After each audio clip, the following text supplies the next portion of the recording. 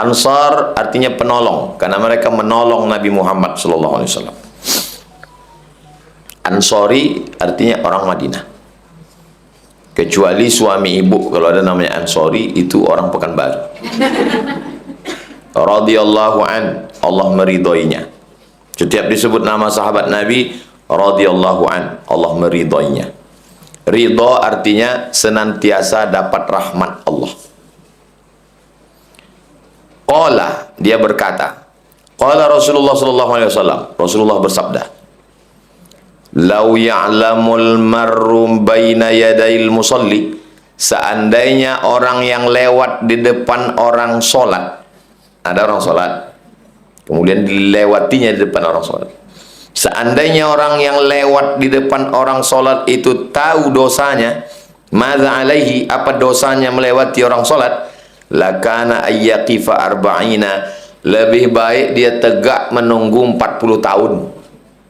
Khairan lahu, lebih baik dari menunggu 40 tahun, min an yamurra baina yadayhi, daripada melewati orang sholat. Jadi kalau nampak kita orang sholat, maka kita tunggu sampai dia selesai baru lewat. Sebatas mana? Ada orang sholat di sini, ini tempat sujud, lalu kemudian ibu mau lewat di sana, apakah ditunggu? Ada mau motor mau lewat di situ, apakah ditunggu selesai dia sholat? Nanti dijelaskan, jangan kemana-mana setelah yang satu ini. Qala Abu Nadhr, la adri qala arba'in yauman, apakah yang dimaksud 40 itu 40 hari, au syahran atau 40 bulan, au sanatan atau 40 tahun. Muttafaqun alaih, hadis ini disepakati kesahihannya, ada dalam Sahih Bukhari dan ada dalam Sahih Muslim.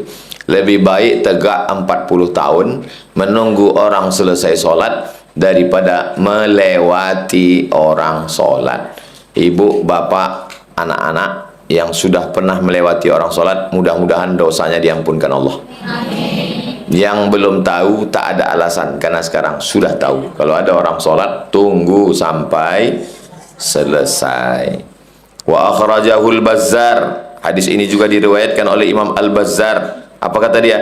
La ayyaquma arba'ina kharifan, ada yang bilang 40 hari, ada yang bilang 40 bulan, ada yang bilang 40 tahun. Ini lain bunyi teksnya. Arba'ina kharifan, 40 musim.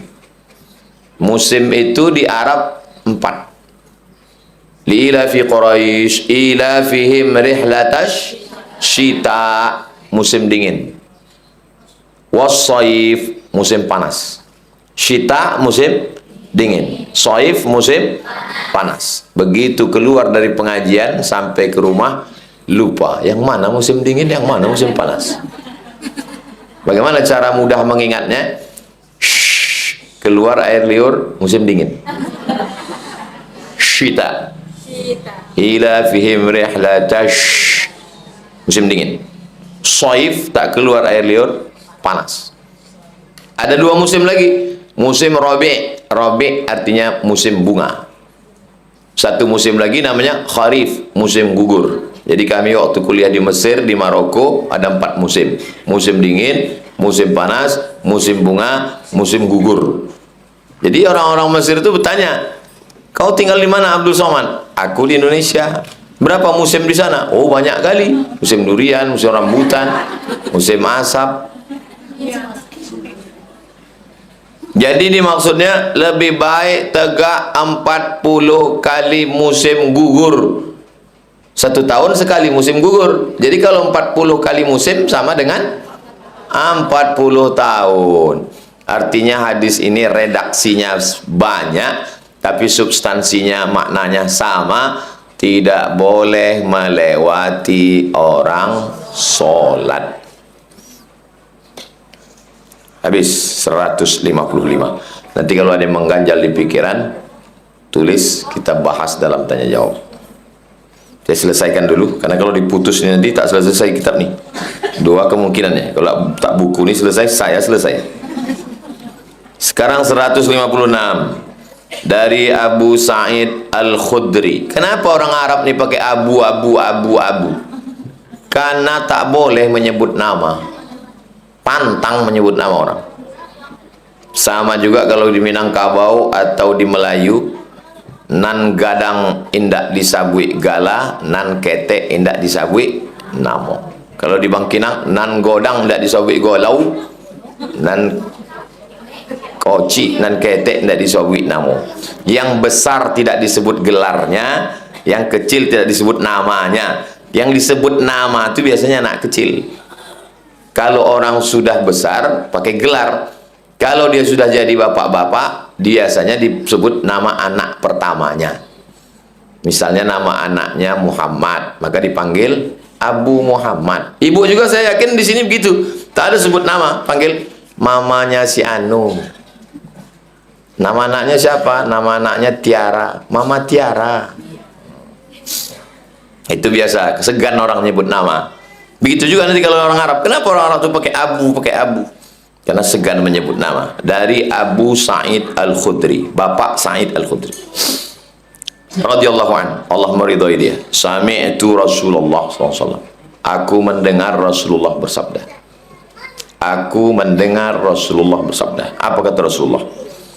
Idza shalla ahadukum, kalau kamu salat, ila syai'in yasturuhu minan nas, kalau kamu sholat kepada sesuatu yang membatasinya dari orang lain. Yang membatasi itu namanya sutrah. Jadi kalau kebetulan kita sholatnya di atas gurun pasir, maka sholatlah menghadap sutrah. Ada tombak, cucukkan tombak di depan, tusukkan tombak atau pedang. Mau sholat nih, kemana arah kiblat? Arah kiblat ke sana, maka tusukkanlah agak-agak setinggi betis, setinggi lutut ke depan. Kiblat pojok sana. Kemana kira arah sujud? Letak. Itu namanya sutroh. Apa namanya? Sutroh. Jadi yang tak boleh lewat itu di mana? Tidak boleh lewat antara dia ke sutroh. Sinilah yang orang tak boleh lalu lalang. Kalau di depan sutra tuh boleh. Itu makanya dianjurkan sholat di dekat dinding. Masuk kita ke masjid, jangan sholat di pangkal nih, nanti banyak orang berdosa lalu lalang. Dekatlah ke dinding, ke tiang dinding, arah kiblat sana, maju ke depan. Jadi sebetulnya sebaiknya kalau maju sholat itu datang sop pertama, karena orang sop pertama itu langsung ke dinding. Yang sop kedua, orang pertama itu jadi sutrah dia. Saya orang pertama, masuk ke sop pertama. Datang orang sop kedua, mana sutrah dia? Pundak orang belakang, inilah yang jadi sutrah dia. Ibu sop yang belakang, ibu sop ketiga, sutrahnya. Kami yang sop pertama, ibu-ibu, Pak Ustadz kan tak dekat dinding. Itu makanya jarak antara laki-laki perempuan itu dikasih pembatas. Masjid-masjid mesti punya pembatas. Supaya apa? Supaya jangan sampai bercampur laki-laki dan perempuan, supaya jangan sampai orang lalu lalang di depan orang sholat. Fa'arada ahadun an yajtaza baina yadaihi, kalau ada orang yang mau lewat di depannya, falyadfa fi nahrihi. Sudah diletakkan begini sutra, lalu kemudian salat. Allahu Akbar.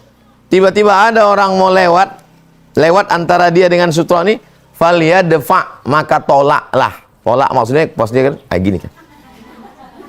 Sudah salat. Allahu Akbar kabira walhamdulillahi katsira. Ada orang mau lewat. Nanti ibu kalau umroh, kalau ke Makkah, ke Madinah mengalami macam itu. Pas lewat, orang Indonesia tak tahu. Orang Indonesia karena tak mengaji, tak tahu. Pas salat gini ada orang lewat, disalaminya pula. Apa kabar? Orang tuh mengulurkan tangan bukan mau minta salaman. Dia mau menyelamatkan kita supaya jangan sampai berdosa 40. Paham? Nanti kalian, ibu-ibu ini hanya sekedar pengajian, beda sama kalian. Kalian membacakan kitab ini ke murid-murid kalian. Karena kalian santri, kalian jadi ustazah. Kalian habis khatam ini saya ijazahkan, kalian nanti pula membacakan. Murid kalian membacakan pula ke murid kalian. Murid kalian itu membacakan pula lagi sampai hari kiamat, tak putus. Ibu tak usah ajarkan, untuk ibu aja cukup. Tapi kalau ibu mau mengajar tak apa-apa juga. Tamu kita hari ini banyak. Bapak-bapak itu datang dari Jakarta. Jakarta itu jauh apa tak jauh? Jauh. Sekitar 7 jam 40 menit naik pesawat. Ada yang lebih jauh lagi. Ada ibu tamu kita dari Brunei Darussalam.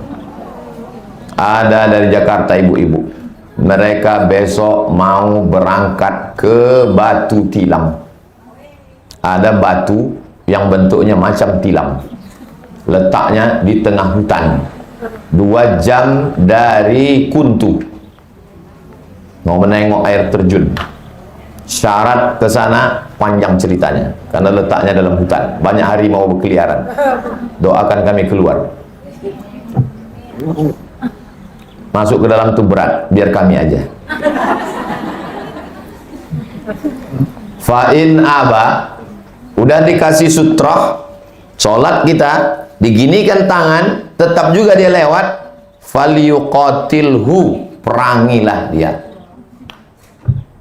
Kenapa? Fa'innama huwa syaiton. Karena yang lewat itu berarti setan. Jadi kalau ditanya orang, pernah kau nengok setan? Enggak. Mudah kalau mau nengok setan. Pasang sutroh, sholat kita, ginikan tangan, lewat juga dia, berarti dia setan. Berarti dia setan. Sahih tak hadis nih Pak Ustaz, muttafaqun alaih. Kalau disebut muttafaqun alaih, apa arti muttafaqun alaih? Udah berapa kali pertemuan hadis? Apa arti muttafaqun alaih? Muttafaqun alaih, disepakati kesohihannya. Apa artinya? Yang sepakat itu siapa? Ada dalam Sahih Bukhari, ada dalam Sahih Muslim. Tulis muttafaqun alaih, disepakati kesohihannya. Yang sepakat itu siapa? Sepakat itu biasanya kan 2 orang kan? Sepakat, siapa yang sepakat? Yang sepakat itu Imam Bukhari dan Imam Muslim. Ada dalam Sahih Bukhari, ada dalam Sahih Muslim, maka hadis itu disebut dengan muttafaqun alaih. Baru jumpa saya lagi nanti bulan September, pekan kedua. Saya sebulan sekali membacakan kitab At-Targhib wa Tarhib. Wa fi riwayatin, dalam riwayat lain, wal yadra'hu mastata'a. Arti wal yadra'hu sama, katanya beda, maknanya sama. Wal yadra'hu artinya yadfa'hu, tolaklah. Lewat orang, tolak. Supaya jangan. Kalau jatuh dia Pak Ustaz, salah dia. Apa dia lewat? Kalau mati dia Pak Ustaz, tak pula ada orang mati kena tolak sikit, lebay aja itu. Nenek-nenek tak tolak lagi jalan, dia duduk aja tak lalu. Wa akhrajahu Ibnu Majah. Hadis ini juga disebutkan oleh Imam Ibnu Majah. Nama kitabnya Sunan Ibnu Majah. Bi isnadin sahihin, dengan sanad yang sahih. Min hadis Ibnu Umar, dari hadis Ibnu Umar. Ibnu Umar namanya Abdullah bin Umar. Fa in aba, kalau dia tak mau, sudah dilarang, jangan kau lewat, dia tetap juga melawan, falyuqatilhu, perangi dia. Fa inna ma'ahul qarin, karena bersama dia itu ada jin qarin. Setiap orang yang lahir ini diikuti jin, nama jinnya jin qarin. Qarin itu yang selalu bersama dengan kita. Misalnya mati Ustadz Somad, tiba-tiba ada orang di jalan Kamboja ini kerasukan. Pas ditanya, siapa kau? Aku Ustadz Abdul Somad. Itu yang masuk ke dia itu ruh Ustadz Abdul Somad apa jin qarin? Jangan kalian bilang itu ruh Ustadz Somad. Ruh itu tidak gentayangan. Ruh itu sudah balik menghadap Allah Subhanahu wa taala. Tak ada ruh gentayangan. Jadi yang masuk itu adalah jin. Karena ketika orang mati, jinnya tak mati. Jin itu umurnya panjang 100.000 tahun. Hidup dia. Maka kalau dia Islam baik tak mengganggu, tapi kalau dia jahat maka dia mengganggu, merasuki. Biasanya yang dirasukinya itu orang yang lemah iman, lemah mental, lemah ilmu, lemah badan, letoy, lesu, loyo, lunglai. Makanya mesti banyak makan, banyak minum, sehat. Perempuan maaf-maaf cakap yang dalam keadaan hamil muda atau sedang menstruasi halangan atau sedang down, bulan tua, gaji belum turun, lemah depan pintu, berdatangan hantu setan.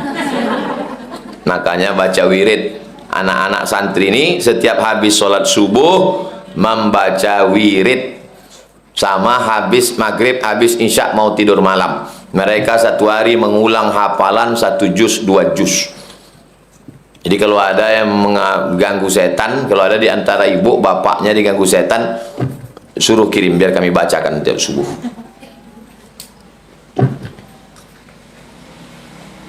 Fa inna ma'ahul qarin, karena bersama dia berarti ada jin qarin. Itulah mengapa setiap anak yang lahir itu menangis. Kenapa anak yang baru lahir itu menangis? Dicucuk setan tuh pusatnya. Anak baru lahir itu menangis, kecuali saya. Saya waktu lahir kata mak saya tak menangis karena sakit. Sangka orang udah mati. Udah beberapa lama barulah menangis. Saya tanya, mak, saya kalau ceramah-ceramah nengok anak-anak kecil menangis, saya tanya, apalah anak-anak itu menangis? Kau dulu lebih parah lagi. Berapa lama aku menangis, mak? 7 bulan. Itulah maka suara saya menggelegar karena menangisnya 7 bulan. Anak saya tak menangis, ketawa aja. Siapapun jumpai ketawa, asal jangan lapar. Sekarang kita masuk 157. Sampai jam berapa kita baca nih Pak Ustadz? Sampai 5:30. Dari jam 5:30 ke jam 6 kita jawab pertanyaan. Habis jam 6 pulang ke rumah masing-masing. Jangan ke rumah tetangga. 157. Dari Jabir bin Abdullah radhiyallahu anhuma, dia berkata, Rasulullah SAW bersabda, bainar rajuli wa bainas syirki wal kufri tarkus shalah. Pemisah antara orang beriman dengan orang syirik dan kafir, pemisah antara perumahan Kamboja dengan perumahan Gria Purnama, pemisahnya adalah jalan raya. Permisah antara orang beriman dan orang musyrik, orang kafir, pemisahnya satu. Apa itu? Meninggalkan sholat. Jadi siapa yang meninggalkan sholat berarti tak ada lagi pemisah. Siapa yang tidak sholat berarti mudah-mudahan suami ibu sholat. Kalau ada suami ibu yang tak sholat, jangan pulang dari sini ibu ceramahi. Abang kafir sini sebentar. Ngamuklah dia. Ibu cakap aja lembut-lembut. Nanti malam pas mau tidur, bang, nanti kok abang masuk neraka gimana ya? Apa? Kata dia. Tadi kami ngaji, katanya orang yang tak sholat itu kafir, bang. Kalau tak berani ibu ngomong begitu, besok pagi sambil masak nasi goreng. Walaupun hidup 1000 tahun, kalau tak sembayang. Ditanya, kau nyindir aku ya? Enggak, abang aja yang sensitif belakangan ini. Ustadz Somad, cemana lah nasib saya nih, kata ibu-ibu jamaah. Kenapa bu? Laki saya tak sembahyang. Kenapa bisa ibu nikah sama laki tak sembahyang? Aku pun dulu tak sembahyang. Jadi tak selamanya orang ini baik dari kecil. Ada juga tak sembahyang, nikah sama orang tak sembahyang, tapi sesudah tua dia bertaubat.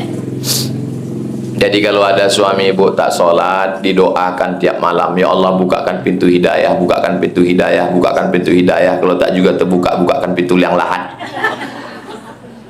Jangan. Doakan yang baik, bah. Mudah-mudahan dibukakan Allah pintu hidayah. Kalau datang orang meminang anak gadis ibu, yang pertama kali tengok adalah sholat, bukan somat. Sholat tengok. Ustadz Somad, dulu saya nikah sama dia, saya sangka saya akan bahagia.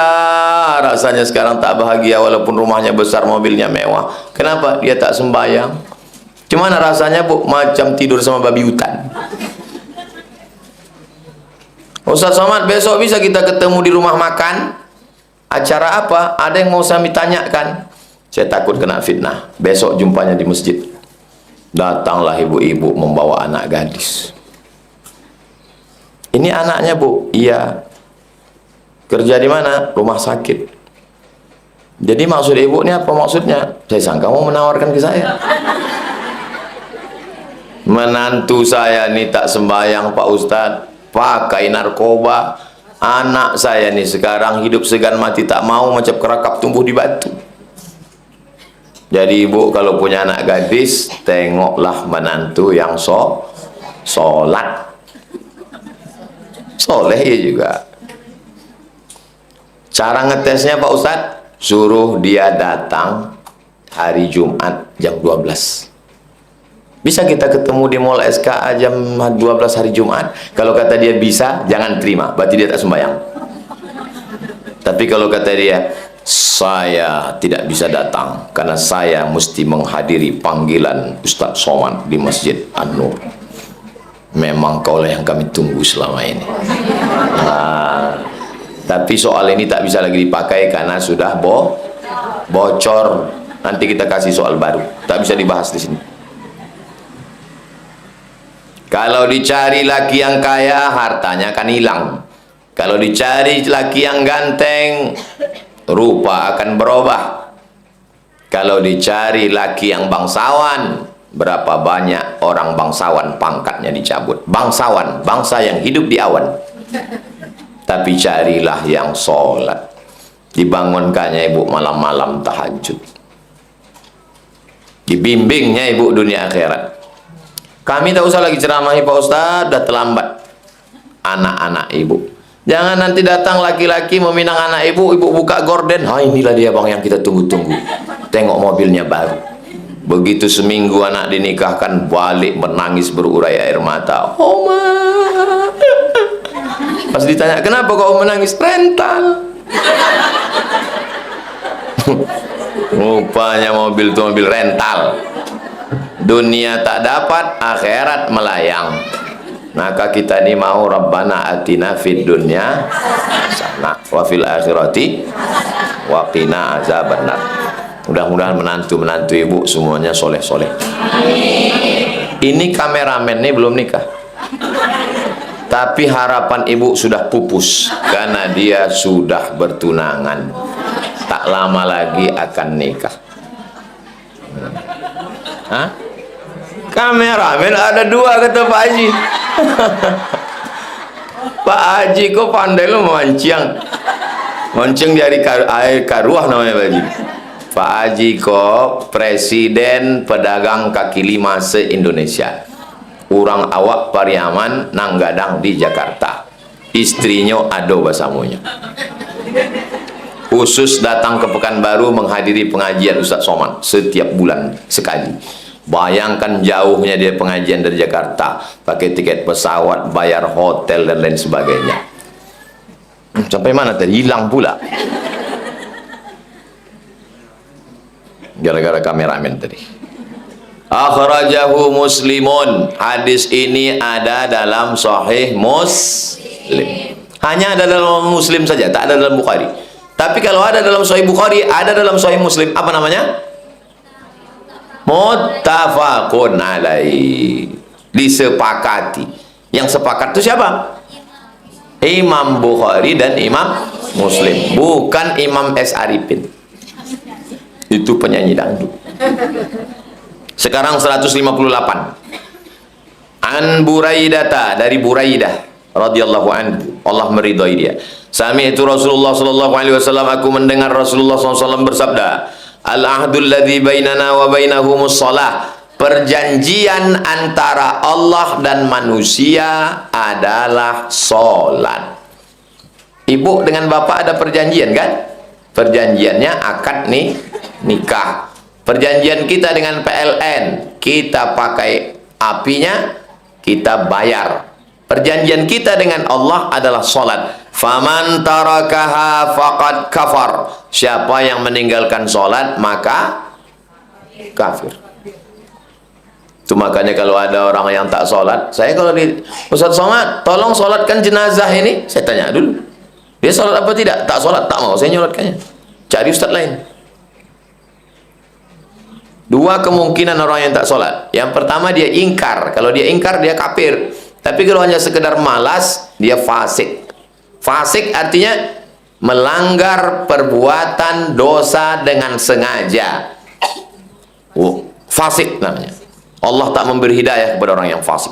Tapi kalau dia menantang, solat itu buang-buang waktu aja, nggak ada layak, nggak cocok lagi solat zaman sekarang, itu bukan fasik, tapi kafir. Nauzubillah. Rawahu Ahmad, diriwayatkan oleh Imam Ahmad. Wa Abu Dawud, Imam Abu Dawud, nama kitabnya Sunan Abi Dawud. Wa Nasai, Imam Nasai, nama kitabnya Sunan Nasai. Wa Tirmidzi, Imam Tirmidzi, nama kitabnya Sunan Tirmidzi. Wa sahahahu huwa wa Ibnu Hibban. Hadis ini disahihkan Imam Tirmidzi dan Ibnu Hibban. Wal Hakim, Imam Al-Hakim juga mengatakan hadis ini sahih. Wa qala, kata Imam Al-Hakim, la na'rifu lahu illatan. Hadis ini tidak ada cacatnya. Kalau tak ada cacatnya berarti hadis itu sahih, bukan sholat. Qala al-musannifu, penulis kitab ini berkata, zahaba jama'atun minas sahabati wat tabi'in. Sekelompok sahabat Nabi dan tabi'in berpendapat, ila kufri man tarakas salah. Siapa yang meninggalkan salat maka dia kafir. Wa qala bihi minal fuqaha. Di antara ahli fikih yang mengatakan orang yang meninggalkan salat itu kafir, yang pertama Imam An-Nakhai, yang kedua Imam Hakam bin Utaibah, yang ketiga Imam Abdullah ibn Mubarak, yang keempat Imam Ahmad bin Ambal, yang kelima Imam Ishaq bin Rahawai. Wa aqulu wa ba'du syafi'iyah, kata Imam Ibnu Hajar al-Asqalani, sebagian ulama mazhab Syafi'i berpendapat orang yang tak sholat berarti kafir. Selamatkanlah Allah anak cucu kami supaya sholat, jangan sampai tak sembahyang. Saya dari kecil, mak saya orangnya tegas, wajib sembahyang. Kami dulu kalau tak sembahyang dibangunkan. Kadang bapaknya membangunkan anaknya sholat. Ayo sholat subuh. Datang emaknya, biarkanlah bang, ini kan tanggal merah. Mana pula ada tanggal merah? Sholat tak ada libur. Capek saya udah sholat nih Pak Ustaz, sholat. Kemana tahu ada anak, kemanakan suami ibu. Apanya ini sholat terus, capek, kapan kita berhenti sholat? Tenang ya bang, malaikat maut udah di simpang panam. Kita sholat nih sebentar aja, cuman sampai mati. Mimdate mata ya bawati, mampus. Sudah mati nanti istirahatlah kita dari dunia ini. Yang sakit-sakit tenang. Lahirnya diazankan, matinya disolatkan. Jadi waktu kita hidup ini pendek, cuman dari azan ke sholat. Azan ke sholat itu cuma 5 menit. Begitulah waktu kita singkat di dunia ini. Sekejap, sebentar, semenit, sedetik, tak lama lagi akan datang waktunya sholat. 159 dari Ummi Habibah. Kira-kira kalau Ummi Habibah itu laki-laki apa perempuan? Perempuan. Jadi kalau ada orang mengatakan, kenapa Ustaz Somad kalau mengajar hadis itu periwayatnya laki-laki aja semua, kenapa kami perempuan ini tak pernah disebut dalam hadis? Kau tak pernah pengajian. Kalau kau pernah pengajian, waktu Ustaz Somad mengajar sore-sore bulan Agustus, pengajian Az-Zahra, disebutnya ada periwayat perempuan namanya Ummu Habibah. Anak perempuannya namanya Habibah, maka dia dipanggil Ummu Habibah. Nama ibu tu Ramlah binti Abi Sufyan. Ramlah, nama-nama orang dulu. Ibu apa namanya? Bu Habibah. Bu apa namanya? Bu Ramlah. Bu apa namanya? Bu Khadijah. Bu apa namanya? Bu Fatimah. Bu apa namanya? Bu Aisyah. Nama orang sekarang, emak, siapa namanya? Catherine. Malah ditengok hidung pesek, muka putih, tangan hitam.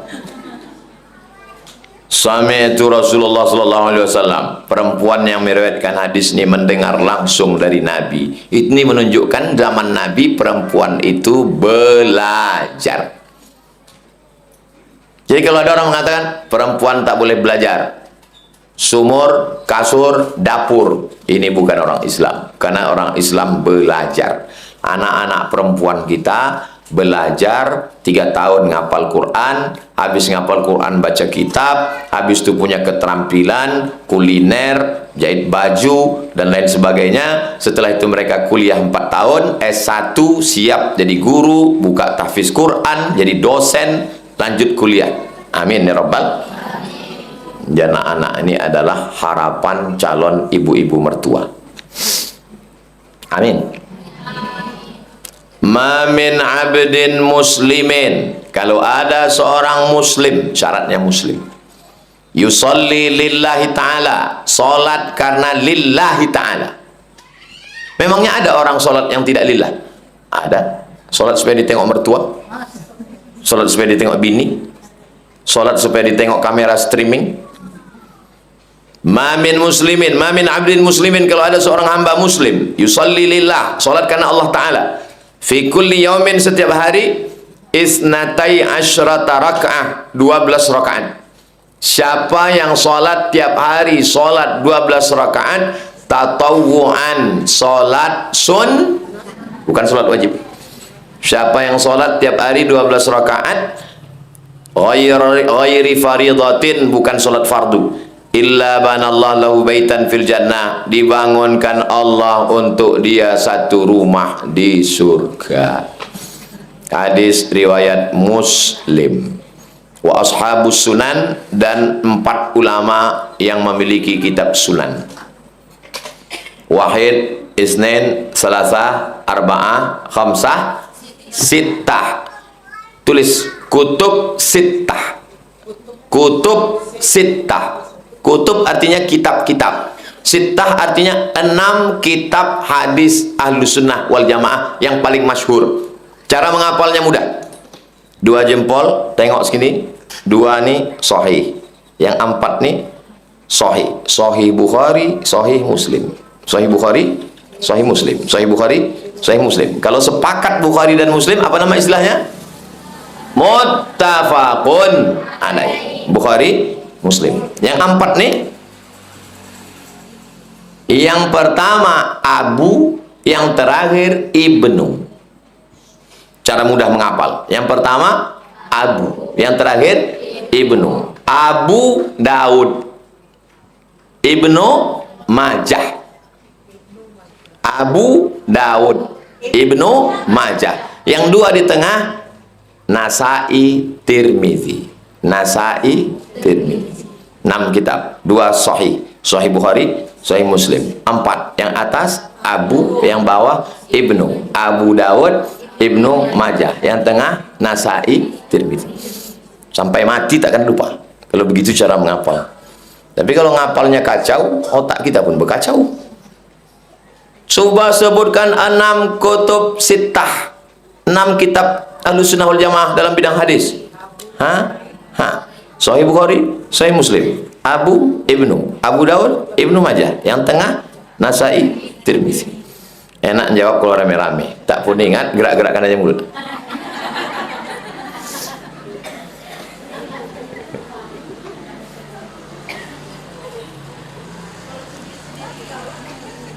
Sendiri-sendiri bisa.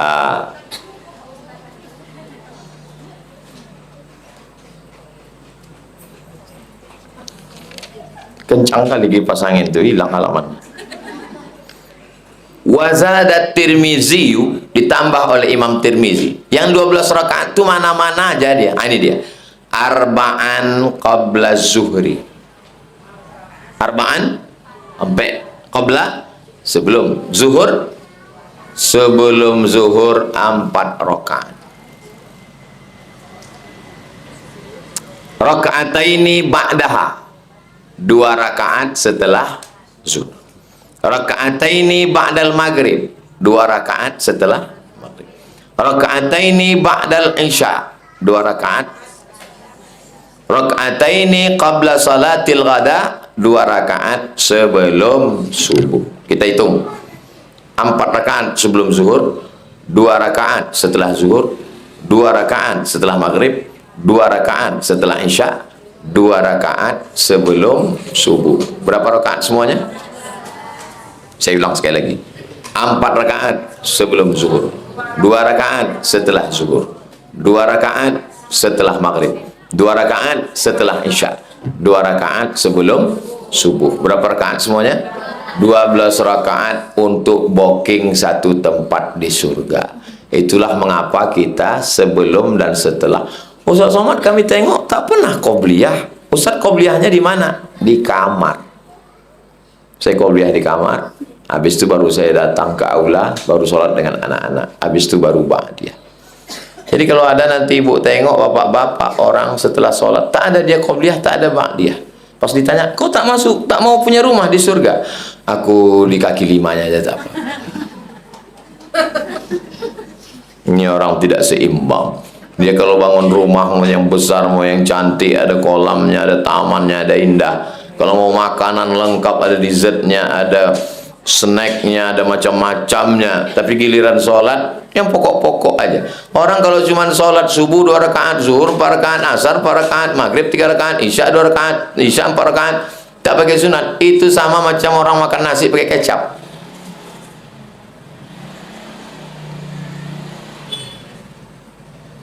Begitulah. Mudah-mudahan kita istiqomah sholat sunat.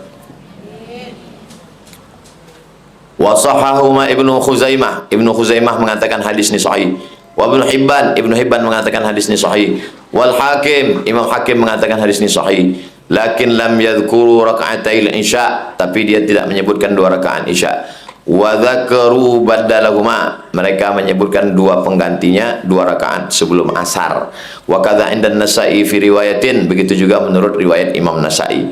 Warahu Ibnu Majah kat Tirmizi, begitu juga diriwayatkan Imam Ibnu Majah seperti riwayat Imam Tirmizi, hanya saja ada tambahan raka'ataini qabla zuhri wa raka'ataini qabla al-asri. 2 rakaat sebelum zuhur, 2 rakaat sebelum asar. Yang saya sebutkan 12 yang disepakati tadi itu disebut dengan sholat sunat rawatib sunat muakkad. Coba sebutkan sholat sunat rawatib muakkad. 12 rakaat, 4 rakaat sebelum zuhur, 2 rakaat setelah zuhur, 2 rakaat setelah maghrib, 2 rakaat setelah isya, 2 rakaat sebelum subuh. Itu namanya sholat sunat rawatib sunat muakkad. Sunat yang sangat ditekankan.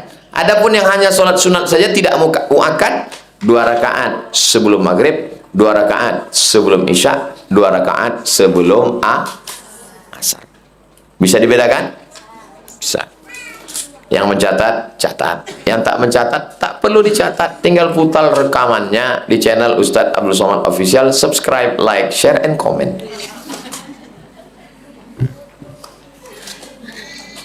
Terakhir 160. An Aisyah, dari Aisyah radhiyallahu anha, dari Nabi SAW. Rakaat al-fajri, 2 rakaat fajar. Yang dimaksud dengan 2 rakaat fajar adalah qabliyah subuh. Ustaz Somad, ya rakaat fajar itu apa? Qabliyah subuh khairum minad dunya wa ma fiha, lebih baik daripada dunia dan seisinya. Semua dunia, emas, perak, tembaga, mobil, rumah beserta isinya, ada yang lebih baik. Apa itu? 2 rakaat qabliyah subuh. Hadis diriwayatkan Muslim dan Tirmidzi. Dalam riwayat lain, lahuma ahabbu ilayya minad dunya jami'an. Aku lebih suka 2 rakaat qabliyah subuh daripada dunia ini semuanya, kata Nabi SAW. Kalau ibu terlambat bangun jam 5.30, orang di masjid musola udah sunyi semua, udah padam, tak ada lagi suara. Apakah ibu langsung sholat subuh atau qabliyah subuh? Jangan langsung subuh, tetap qabliyah. Jangan langsung sholat subuh, qabliyah subuh dulu, walaupun bangunnya jam 5.30. Kalau bangun jam 8 Pak Ustadz, apa? Udah bangun jam 8. Bagaimana kalau ibu pengajian Rabu subuh dengan Ustadz Somad di musola, tiba-tiba terdengar muazin, qad qamatis salatu, qad qamatis salat, Allahu akbar, la ilaha illallah, langsung ke masjid salat subuh. Kapan qabliyahnya? Qabliyahnya dilaksanakan setelah salat subuh. Boleh Pak Ustaz? Boleh. Namanya apa? Qadha. Apa namanya? Qadha, bukan qadha. Itu cuci tangan. Qadha. Usalli sunnata subhi rak'ataini qadha'an. Jangan diqadha di masjid. Nanti orang di masjid berbisik, salat apa dia itu? Sosek. Qadha'nya nanti di rumah. Aku tengok kau sejak mengaji sama Ustaz Somad ni makin rajin. Teruskan mengaji. Itu yang saya mau. Saya tak mau ibu-ibu ni mengeluh. Ku tengok kau sejak ngaji sama Ustaz Somad ni makin banyak iuran. Ada iuran kuih kota, ada iuran jilbab, ada ibu ngaji di sini ada iuran? Tak mau saya memberatkan. Yang penting mengaji. Kita mau kampung kita ini menjadi kampung Quran. Apa cita-cita Ustaz Somad itu? Dia mau menjadikan kampung ini kampung Quran. Malam dari maghrib ke isya, anak-anak ketek mengaji. Tiap malam. Sore ba'da asar, ibu-ibu mengaji. Setiap Rabu subuh, mushola, masjid, Rabu subuh, bapak-bapak, ibu-ibu, adik-adik, semua mengaji. Anak-anak TK, SD, SMP. Nanti anak-anak ini habis SMP 3 tahun masuk SMA. TK, SD, SMP, SMA, panjang umur, murah rezeki, ada duit. Doakan supaya bisa membuat sekolah S1. Tak ada alasan. Jadi masing-masing semua sudah ada. Ibu-ibu, bapak-bapak, anak-anak, kami Pak Ustadz, nenek-nenek, gabungkan aja, terserah. Mau masuk TK, mau masuk, terserah.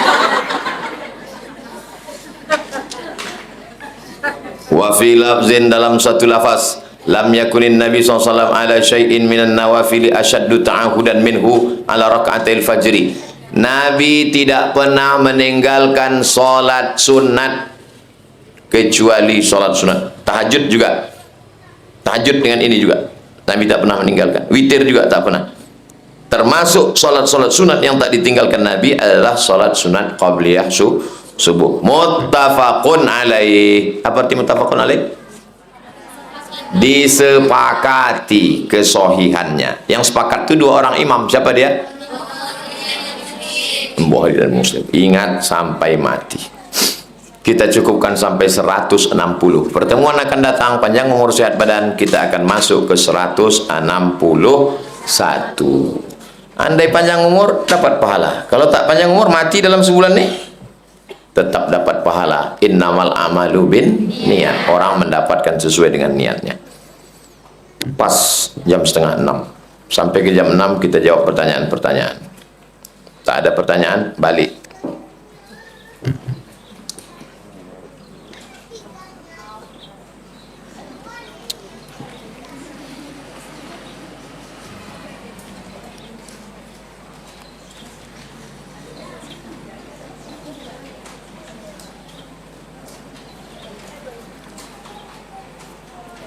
Assalamualaikum warahmatullahi wabarakatuh. Ustaz Somad. Waalaikumsalam warahmatullahi wabarakatuh. Benarkah perkataan orang pintar? Kenapa pakai istilah orang pintar? Dukun. Jangan pakai orang pintar. Bangga dia disebut orang pintar. Dukun. Kata dukun, disuruhnya memindahkan makam karena kakak ipar saya itu sakit panas perutnya. Karena ruh anak yang sudah gugur itu dimakamkan di pemakaman umum. Maka kata dukun tuh pindahkan itu. Itulah menyebabkan perut kau tuh panas.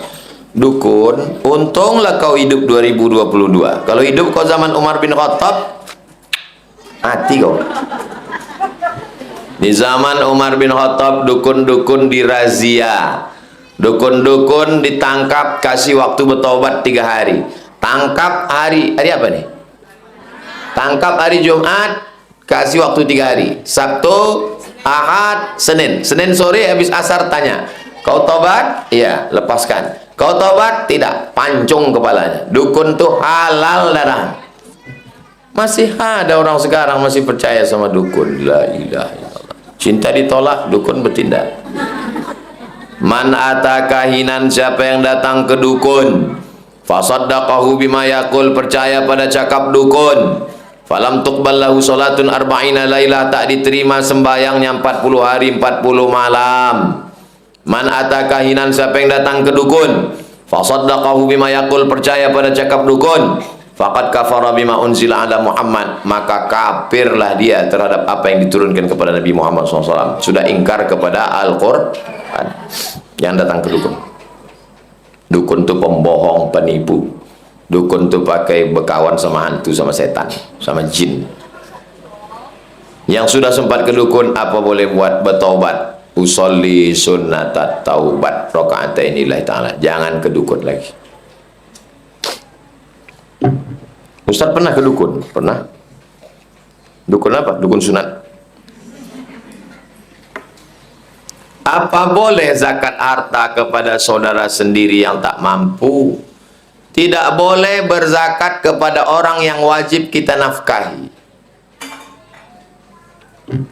Adinda, istriku, ini ku kasih duit 2 juta zakat abang sekaligus belanja kita bulan ini. Tidak boleh berzakat kepada orang yang wajib dinafkahi. Siapa yang wajib dinafkahi oleh seorang laki-laki? Pertama, bini. Yang kedua, anak. Yang ketiga, orang tua.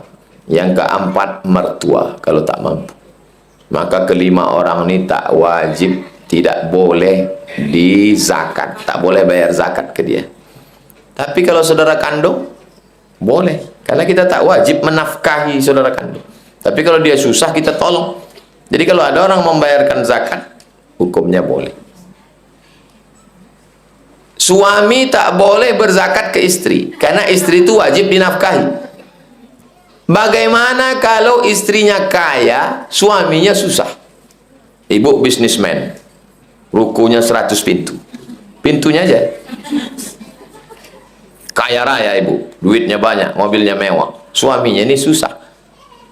Bolehkah ibu membayar zakat ke suami? Boleh, karena suami tak wajib dinafkahi. Bang, ku tengok kau melarat betul, sini. Kau masuk dalam asnaf yang 8. Innamas shadaqatu lil fuqara wal masakin wal amilina 'alaiha wal muallafati qulubuhum wa fir riqab wal gharimin wa fi sabilillah wa ibn sabil.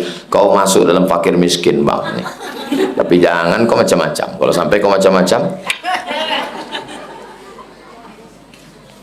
jadi kaedahnya tidak boleh berzakat kepada orang yang wajib dinafkahi. Paham? Jelas? Jadi kalau ada orang bilang Ustaz Somad itu ceramahnya tak jelas, 2 kemungkinan. Pertama, paketnya tak ada. Yang kedua, pokak. Apakah wajib anak bayi yang sudah meninggal diakikahkan? Mazhab paling tua Hanafi. Nomor 2 Maliki, nomor 3 Syafi'i, nomor 4 Hambali. Tulis, tak ingat. Pertama Hanafi, meninggal 150 Hijrah. 2 Maliki, meninggal 179 Hijrah. Ketiga Syafi'i, meninggal 204 Hijrah. Keempat Hambali, meninggal 241 Hijrah. Jelas?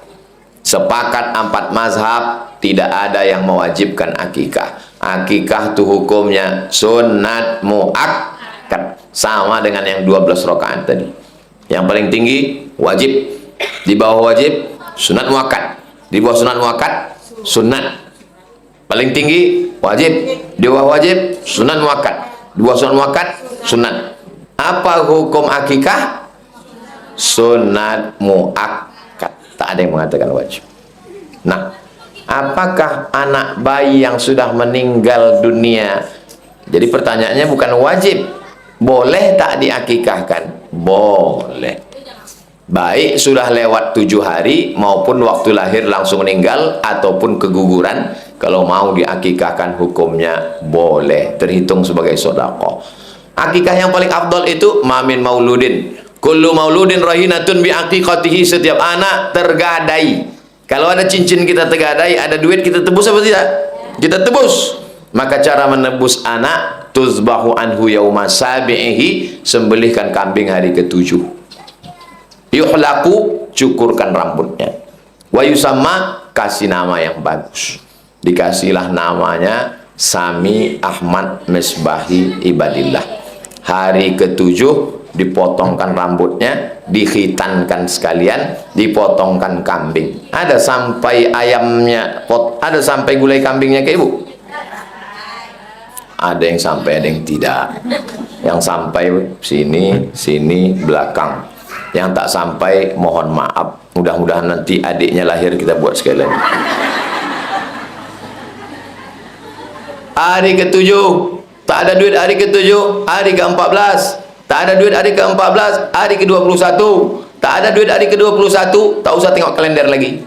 Sebulan, 2 bulan, 3 bulan, setahun, 4 tahun, 5 tahun, 7 tahun, 10 tahun. Ustaz Somad, gimana kalau saya gabungkan aja anak saya ini, akikahnya sekaligus sunat nanti tamat SD? Tanggung bu, sekalian aja 3, akikah, sunat, nikah. Itu namanya sekali dayung 3 pulau terlampaui. Ini kan syukur kepada Allah. Sudah diberi Allah anak. Yang diminta cuma 1 ekor kambing perempuan, anak perempuan seekor kambing 2,5 juta. Kalau anak laki-laki cuma diminta 2 ekor 5 juta paling mahal. Itu pun kambing udah gemuk, hampir sebesar kambing, hampir sebesar lembu. Bayangkan orang yang mau punya anak, pengen punya anak, bayi tabung 100 juta bayi tabung. Itu pun tabung-tabung second 9 kilo. Ini begitu mudahnya dia dapat anak. Maka bersyukur pada Allah dengan cara akikah. Bagaimana dengan kami ini Pak Ustadz, waktu kecil dulu tak diakikahkan, sekarang baru ada duit. Ibu kalau ada duit sekarang, besok beli kambing, insya Allah. Oh besok saya tak bisa datang.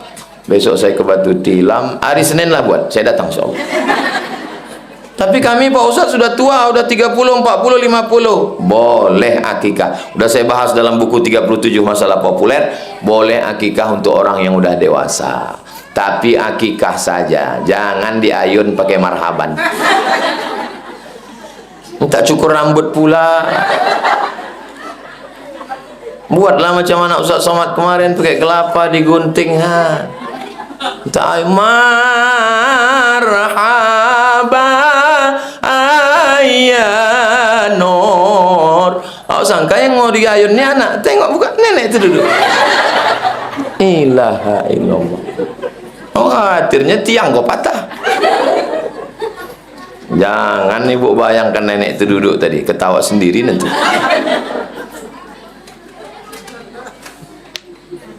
Syukran Ustazah Silvi.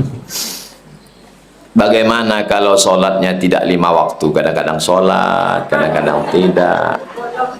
Ini bu, ini sebetulnya bukan mau bertanya, ini menawar. Mau menawar. Tak ada tawar-menawar bu. Tidak ada tawar-menawar. Harga mati. Subuh, zuhur, asar, maghrib, isya. Laki-laki tambah 1 lagi, Jumat. Dari kecil terlonjak-lonjak, sudah besar terbawa-bawa, udah tua terubah? Tidak. Dari kecil ini lonjak-lonjakkan dia sini. Dari kecil inilah bawakan dia mengaji sini. Dari kecil inilah bawakan dia ke surau. Nanti kalau sudah dia jadi buluh itu bisa dibentuk kalau dia masih putih rebung. Tapi kalau sudah jadi buluh bambu kuning, 2 kemungkinan. Kalau tidak, dia patah, kepala awak pocah. Apakah sholat sunat safar itu dilaksanakan sebelum azan? Sholat sunat fajar dilaksanakan sebelum azan atau antara azan dan iqamah? Sholat sunat fajar, sholat sunat qobliyah subuh, sholat sunat ghadah, man shallal ghadah, sholat sunat fajar, sholat sunat qobliyah subuh, sholat sunat ghadah, itu namanya beda tapi isinya satu, qobliyah subuh. Setelah azan atau sebelum azan? Tidak ada qobliyah sebelum azan. Azan itu menunjukkan masuk waktu. Dari azan ke sholat ada qobliyahnya. Sebelum azan tak ada qobliyah. maka qobliyah subuh dilaksanakan sebelum azan. Tapi kita di sini azan subuh 2 kali. 2 kali sini kan? Satu masjid tengok dulu, apalagi pas bulan puasa. Banyak kena prank. Azan yang kemana? Azan yang masuk waktu sholat subuh, bukan yang jam 5 kurang 15. Yang jam 5 pas 1 5 kurang 5 itu azan, itu baru qobliyah subuh. Jelas? Bolehkah tas jadi sutroh? Seelok-eloknya sutroh itu selutut, tak juga ada, tak ada juga selutut, tak ada tombak, tak ada tongkat, tak ada apapun, tak ada. Itu botol agak tinggi sedikit. Tak juga ada tas, asal jangan barang-barang yang tak baik, yang pula yang tak betul diletak situ. Nanti pas sholat senyum-senyum sendiri. Tak ada sama sekali, maka diletakkannya apa ya? Untuk menunjukkan bahwa dia sedang sholat dan tak boleh dilalui antara dia dengan itu. Hukum meletakkan sutroh itu apa? Nanti kalau ada orang berjalan, dia sedang sholat, awalnya waktu dia sholat itu orang depan dia itu jadi sutroh, tiba-tiba selesai sholat Jumat pergi orang semua, berjalan dia mendekati dinding, maka dia berpegang kepada mazhab sifat sholat Nabi. Syekh Albani mengatakan sutroh hukumnya wajib, tapi jumhur mayoritas ulama mengatakan sutroh hukumnya sunat mu'akkad. Jadi kalau ada orang yang sholat tidak pakai sutroh, sholatnya tetap sah, tapi seelok-eloknya pakai sutroh. Benarkah umur lebih 40 tahun sulit untuk dapat hidayah?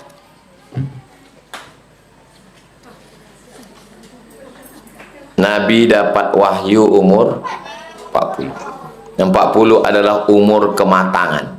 Jadi siapa yang sudah 40 tak juga dekat ke Allah, dikhawatirkan mati su'ul khatimah. Tapi hidayah terbuka bagi siapa saja, sampai mau sakratul maut pun tetap dibukakan pintu hidayah. Mana dalilnya bahwa orang yang mau sakratul maut tetap dibukakan pintu hidayah? Orang yang sakit keras di ruang ICU, kalau mau mati sunnah ditalkinkan ke telinga sebelah kanan, la ilaha. Itu menunjukkan hidayah tetap ada, walaupun umurnya 100 tahun dah mau mati. Nanti mana tahu ibu pergi ke rumah sakit umum Arifin Ahmad, ada orang mau mati, terus ibu disuruh minta tolong bisikkan la ilallah. Enggak, pintu hidayah sudah tertutup, mati aja lah. Tetap bisikkan ke telinganya, la ilaha illallah. Kalau sudah nampak lidahnya bergerak, suaranya sudah tak keluar lagi. Kalau sudah nampak lidahnya bergerak, la ilaha illallah. Jangan ganggu lagi, diam, jangan meracau. Sampai kalau dia mengigau, meracau, kan orang mau mati itu macam-macam. Tiba-tiba dia nanya, berapa harga sawit? Macam mana solar? Minyak goreng udah turun belum? BLT gimana? Kalau dia meracau, ingatkan lagi. Satu orang aja mengingatkan, jangan pula ramai. Satu orang bisikkan, la ilaha illallah, sampai akhirnya sakaratul maut, mati dalam keadaan la ilaha minal mahdi ilal lahdi. Bagaimana jika kita sholat lewat di depan kita kucing? Sedang sholat lewat kucing, kata Nabi tidak apa-apa, karena kucing itu termasuk at-tawafun wa tawafat. Tawafun artinya binatang yang lalu lalang. Lewat kucing, kucing ini pun pas kita tak sholat tadi dia lewat, bisa lewat pula, tak apa-apa. Pas kita sholat lalu kucing, tak apa-apa. Bagaimana kalau kita sholat anak kecil lewat? Nabi pernah sholat sujudnya lama lah Nabi ini sholat, sahabat heran, jangan turun wahyu. Begitu Allahu Akbar, rupanya cucunya naik ke tengkuk. Jadi anak kecil dibiasakan sholat sama kita, sholat sunat di rumah. Adapun ke masjid, tengok dulu. Anak yang belum mumayyiz 5 tahun ke bawah jangan bawa, karena dikhawatirkan dia mengganggu orang. Bagaimana cara membedakannya? Kalau dikasih isyarat dia ikut, itu udah mumayyiz. Ribut dia, shh, diam dia, bawa lah. Tapi kalau kita gini kan, shh, diginikannya pula awak. Jangan berkelahi kita nanti di masjid. Begitu. Ada bapak-bapak tua, kacamata diletakkannya di kaki, takut jatuh waktu ruku. Allahu Akbar. Begitu takbir, anak ini pun lari. Bapak ini takut kacanya kena pijak, asal anak ini lewat, baik katanya. Begitu salam, assalamualaikum warahmatullahi wabarakatuh, assalamualaikum warahmatullahi wabarakatuh, anak wa angkol berkelahi dalam masjid. Tapi jangan sampai mengamuk anak dibawa ke masjid. Jangan sampai anak-anak ini dibawa naik darah tinggi saya. Kalau di masjid masih ada anak-anak, insya Allah masjid masih tetap ramai ke depan. Tapi kalau masjid sudah tak ada lagi anak-anak, na'udzubillah, dikhawatirkan masjid itu hilang dari muka bumi. Maka saya tak pernah marah ke anak-anak di masjid, karena anak-anak itu yang akan melanjutkan sholat berjamaah. Betul? Apa hukum orang melewati orang sedang sholat di Makkah? Darurat. Laki-laki dengan perempuan sholat bersentuhan batal apa tak batal? Batal. Tapi kalau sedang tawaf, darurat. Di Makkah, orang hukum Makkah tak bisa dibawa ke musola kita. Hukum di Masjidil Haram tak bisa dibawa, karena di situ darurat tingkat tinggi. 4,7 juta orang berkumpul di tempat yang sama dari seluruh penjuru dunia. Kalau mampu tunggu, kalau tak mampu maafu anhu, termaafkan. Pertanyaan ini bagus, karena mana tahu sampai di Makkah nanti. Amin ya Rabbal. Apakah ada kewajiban suami terhadap saudara perempuannya jika orang tuanya sudah meninggal dunia? Ibu perempuan kan? Tak ada perempuan jadi-jadian. Wali ibu pertama ayah, yang kedua datuk, yang ketiga abang, yang keempat adik, yang kelima abang ayah, yang keenam adik ayah. Bisa diulang sekali lagi? Ayah, atuk, abang, adik, abang ayah, adik ayah. Ini pertanyaannya, apakah ada kewajiban suami terhadap saudara perempuannya? Ibu punya suami, suami ibu ngurus adiknya, lalu ibu marah, kenapa abang ngurus adik abang? Ibu salah total, karena suami ibu adalah wali. Itulah pentingnya mencari istri yang mengaji. Adik abang itu udah besar, untuk apa abang ngurus? Aku walinya, bodoh. Kau kenapa tak mengaji? Apakah ada sholat pengganti yang pernah kita tinggalkan dulu Pak Ustadz? Sholat yang ditinggalkan dulu wajib diganti. Sepakat 4 mazhab. Mazhab paling tua? Nomor 2? Nomor 3? Nomor 4? Sepakat 4 mazhab. Sholat yang ditinggalkan setelah akil balik, waktu anak-anak anda, setelah akil balik sampai taubat wajib diganti. Cara menggantinya, selesai satu sholat maghrib nanti sholat lagi qadha. Usolli fardal maghribi salasa raka'atin qadha'an. Habis isya qadha. Satu sholat satu setelah qadha. Satu sholat satu qadha. Jangan gara-gara ini ibu besok ambil cuti sebulan mau qadha. Satu sholat satu kali setelah fardu. Sampai berapa lama ditinggalkan? Aku meninggalkan sholat nih Pak Ustadz kemarin waktu stres sekali, susah kali. Berapa lama? Setahun. Ganti setahun. Kamu? Saya sholat baru kemarin Pak Ustadz. Umur berapa? 40. Mulai wajib sholat 10. Berarti 30 tahun. Nah, qadha 2022, lunas 2053. Bagaimana cara menghilangkan, membersihkan diri dari yang haram yang telah termakan dan terpakai? Karena yang haram termakan, apa sholat dan ibadahnya diterima. Kalau terkait dengan manusia, bayar, cari ahli warisnya. Saya ada utang sama si Fulan, berapa? 100.000. Tahun berapa?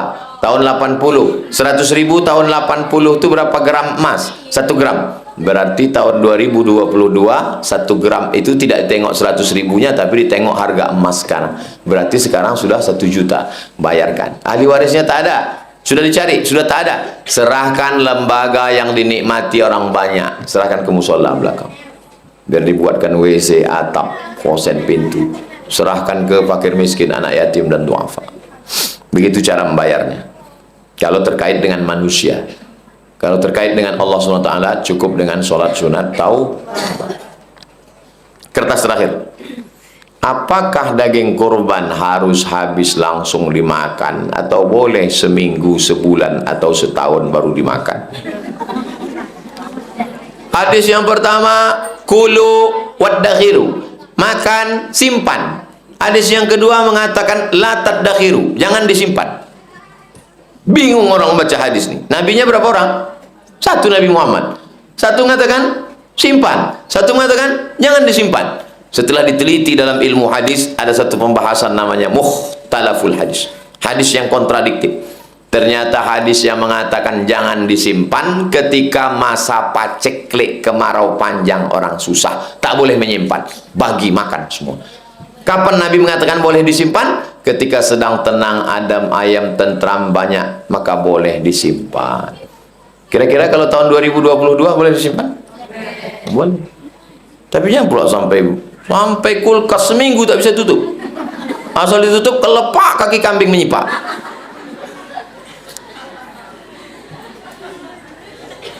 Satu kupon cukup lah. Kalau saya turunkan masjid-masjid yang menelpon, Assalamualaikum, Waalaikumsalam. Ini ada satu jatah Ustaz, satu kupon. Satu kupon. Bagikan aja untuk kalian sana. Aku pun tak makan-makan. Anak santri Pak Ustaz ada. Ibu, 1, 2, 3 ada dapat? Alhamdulillah dapat. Ada orang ngirim sapi dapat. Kami tak ada pula kami simpan. Tak usah kita bagi ibu-ibu ni. Kita simpan aja sampai tahun depan. Ada, kita bagi rezeki dari Allah Subhanahu wa taala. Sama-sama kita makan. Sikit tanda teringat, banyak makan sendiri. Betul. Mudah-mudahan kita diridhai Allah Subhanahu wa taala. Mudah-mudahan ibu, anak-anak semua selalu istiqomah iman dan Islam. Dikasih kita kesempatan sehat untuk beramal soleh, selalu bersilaturahim, jangan sampai buat dosa tak tahu kita tak kapan mati menghadap Allah. Ala hazin niyah, untuk niat yang baik-baik. Al-Fatihah. A'udzubillahi minasyaitonirrajim. Bismillahirrahmanirrahim. Alhamdulillah rabbil alamin arrahmanirrahim maliki yaumiddin. Iyyaka na'budu wa iyyaka nasta'in. Ihdinas siratal mustaqim. Siratal ladzina an'amta 'alaihim ghairil maghdubi 'alaihim waladdallin. Amin. Ya muqallibal qulub, Engkau yang membolak-balikkan hati, sabit qulubana, kokohkan hati kami, wa ala dinik, dalam agamamu, wa ala ta'atik, dalam ketaatan kepadamu. Allahumma a'inna, tolong kami, ala zikrika, supaya hati kami selalu berzikir mengingatmu, wa syukrika, selalu bersyukur kepadamu, wa husni ibadatik, selalu beribadah dengan ibadah yang terbaik. Sabitna alal iman wal Islam, kokohkan kami dalam iman dan Islam. Allahumma tahhir qulubana, sucikan hati kami minal hasadi, dari hasad dan dengki. Allahumma ja'al abna'ana wa banatina minas salihin was salihat, jadikan anak-anak kami anak-anak yang soleh dan solihah. Wahfazhum min kulli su' wa syarr, jaga mereka dari perbuatan maksiat, zina, narkoba, LGBT, segala perbuatan yang Kau larang ya Allah. Allahumma ja'al akhir kalamina, jadikan akhir kalam kami ketika ajal sampai yang keluar dari mulut kami, la ilaha illallah Muhammad Rasulullah sallallahu alaihi wasallam. Rabbana atina fid dunya hasanah wa fil akhirati hasanah wa qina adzabannar. Wa sallallahu ala sayyidina Muhammad wa ala alihi wasallam.